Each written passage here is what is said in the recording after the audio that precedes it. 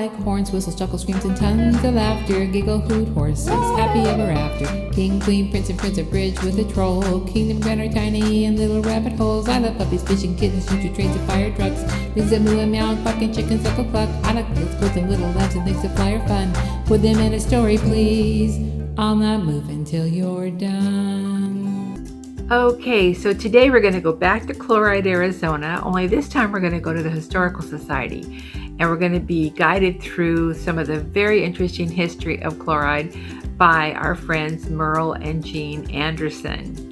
Now, Chloride is really interesting in the fact that a few years ago they built this western town and they called it Cyanide Springs, and it's really great for shooting music videos or westerns or anything like that that you can think of. And there's also a theater built on this property, and there's nobody there to make it a theater. It's ready to happen. So if you're thinking of volunteering for something, this is a good place to start. In the meantime, we're going to go off and see the museum, and we still have more adventures to come in Chloride. But I'm breaking it up into little things so that you don't get bored to death with me. All right, let's go to Chloride.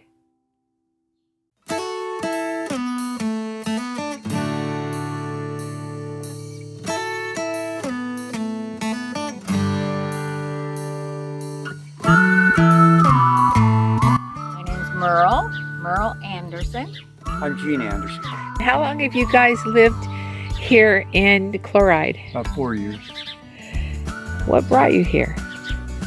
Well, we looked for 30 years for a place to move to after we sold the business, and 30 years across the U.S., this was the only place we found we wanted to come back to. So I can't tell you what brought us here. We just liked it. The people are very nice. It's very slow. There's nothing to do here, so you can relax. A lot of people love to look at the night. The night skies are awesome. You can see every star. It's beautiful and so quiet. It's great. But if you want to do something, we're not very far from Las Vegas or Havasu or Kingman or Laughlin, Bullhead, so everything is right close by. You don't have to have it in your front yard in order to be able to do it. That's a good point. No, everybody is here because there's nothing to do. That's the way we like it. We're standing here at the miner's grave. Would you tell me a little bit about it? It's a cemetery that has no actual graves in it. There are no people. The names on the headstones are mines around the area, and you can see it says Civil War veterans. We had a lot of veterans in Chloride, even way back when. Jim Fritz, the person whose name is on the museum, and it's his home, he was a World War I veteran. So we had lots of, going way back, we had lots of veterans. So how many mines were there here? There's a photo in the museum, and I think I counted 180 pointed out on that photo. 180? Yeah, it's hard to say. Well, they were all small individual mines. They came here looking for gold and silver, but they found lead and zinc. So there was never enough money to have, really huge mines. The Chloride Historical Society owns and maintains this property. It was donated by Jim Fritz's sister after he died and before she died. So that's how the Historical Society came to own this property and maintain it. We also have the jail, the old jail. So it's quite an undertaking for our little tiny Historical Society.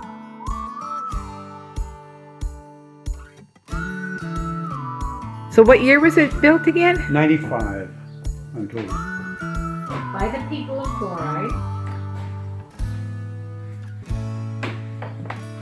And the name of the group was the Silver Bell Players. And there's a picture of them on the wall over here. The dresses. These are actual costumes that were used in plays and stuff? Yes. Her name was Ruthie White, and there are little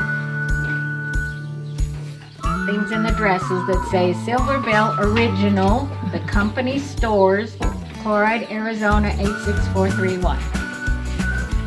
That's your zip code? Yes. This is the boys and girls room, huh? Yeah. Is that for changing? We use this for historical society meetings and programs and stuff like that now. These chairs came out of an old show house in Kingman, is my understanding, many years ago. What was the story about the jailhouse? It isn't really a jailhouse. We have a very old jailhouse that my understanding was built in 1917, and it's a couple of streets over, and it's available for people to go in. No. It's kind of a good thing when your jails go out of business. Well, the building is falling apart, so they locked it up to keep people out of it just in case a Yes. giant slab of concrete falls over. Well, it's good punishment for a criminal. They say that the first guy to be jailed got up in the morning and broke out because he had to go to work. Don't know if that's a true story either. But it's a good one. Yeah.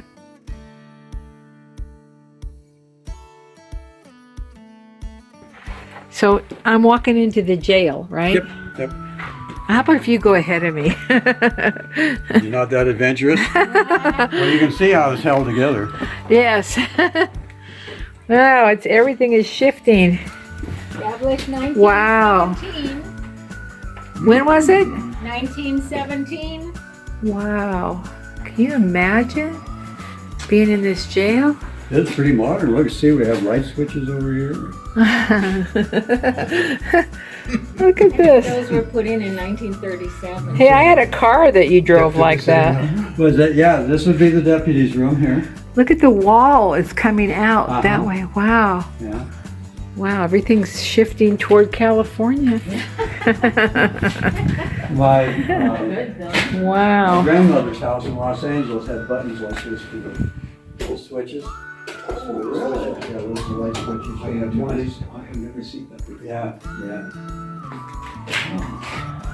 Wow, is this another jail over here?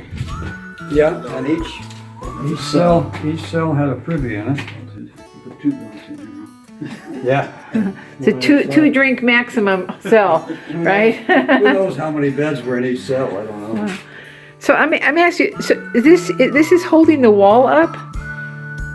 Basically, that's why this cable was put here. Yeah, to keep the outside wall from falling down. Wow. I don't know how effective it is, but How about if we test it? No, I'm just not very kidding. tight. Yeah. So.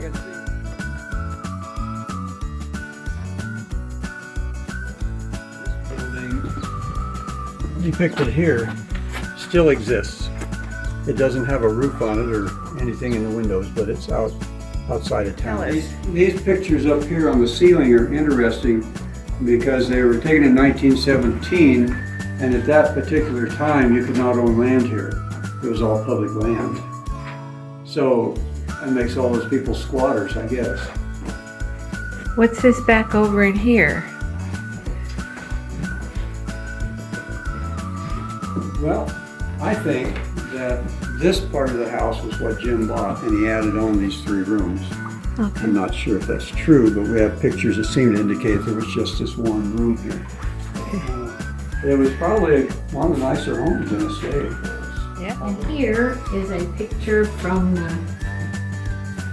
Los Angeles Herald that was taken out of the walls when they took that old paper insulation down, and it's dated 1901. So we know this building was here at the turn of the century.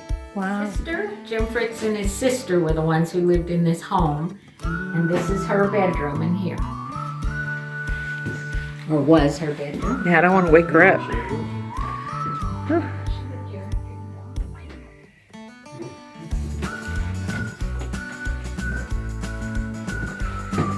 This looks like Mama Bear, Papa Bear, and Baby Bear.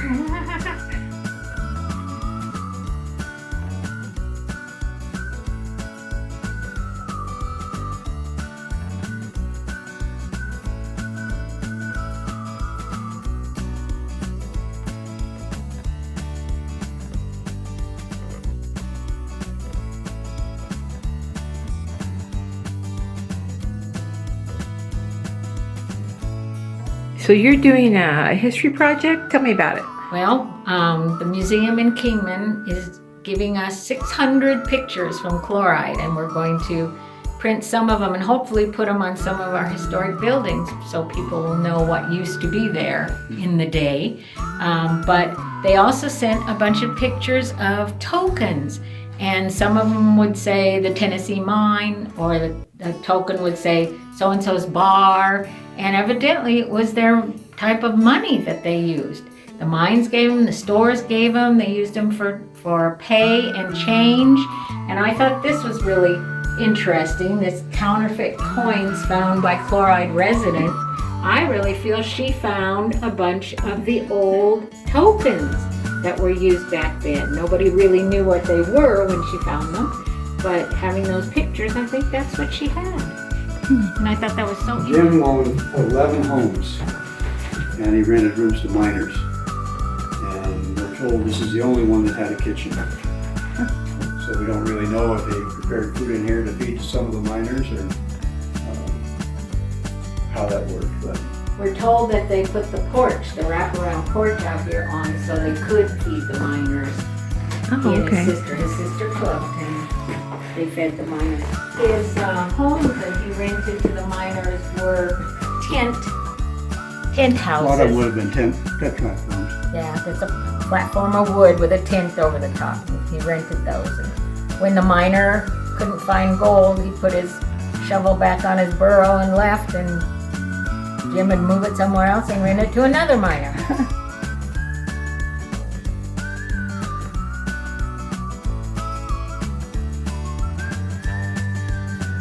Somebody told me that the average soldier in World War I was 5'2". What? So it gives you an idea of why these ceilings are so low, because people were that small back then. We finally discovered that's part of an old cash register. Back in the late 1800s, early 1900s, nobody had money to pay for anything. So when you went to the store, you charged everything you got, and then 6 or 8 months later, when you got some money, you went in and paid for it. So with this, the customers each had their little mousetrap where their receipt was kept, and there was a book which had the number and the name and how much the person owed in it. And we don't have it, but there's a second part of this, a lower part, which was a cash drawer, which has some buttons on it to keep track of the cash a little bit. So this is only part of that, but this must have been in one of the stores that was here in town. Okay, so these bricks are adobe bricks? Yeah, it's local adobe, which means they aren't very good. But these actually came out of a house here in Chloride. A gentleman was remodeling the house, and he knew that the exterior walls had been adobe, but there was also an interior wall that was adobe. And when he exposed it, they didn't touch the ground, so he had to remove the wall. So we got. So now you're showing me something here. Okay, and what happens? The end slides off. This slides off, and whether they even go together, I don't know. Maybe they don't even belong together. But we found it like this, and everybody that comes through here, I ask if they can identify it, and so far nobody has. At first, the train stopped at the bottom of Silver Hill, just a couple miles down the way. That was where the train station and the master's house was, and so forth. And all the loading docks and everything, they had to place the Y to turn the train around. It was down there. Well, in 1912, they extended the tracks up here into town. In 1912, this became the center. Once again, the turnaround was down there, so they had to turn the trains around, and then they backed all the way up into town in order to stop here. But yeah, this is where the passengers and the groceries, mail, whatever else was on the train. And it went from here to Kingman and back, so they called it the B&F, the Back and Forth Railroad. Originally, their plan was to extend the railroad to Salt Lake City.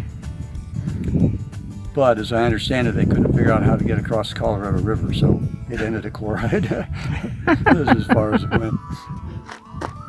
And then, of course, you know, when the markets crashed, then sometime in the early 30s, and they took up the railroad, the ties, and everything.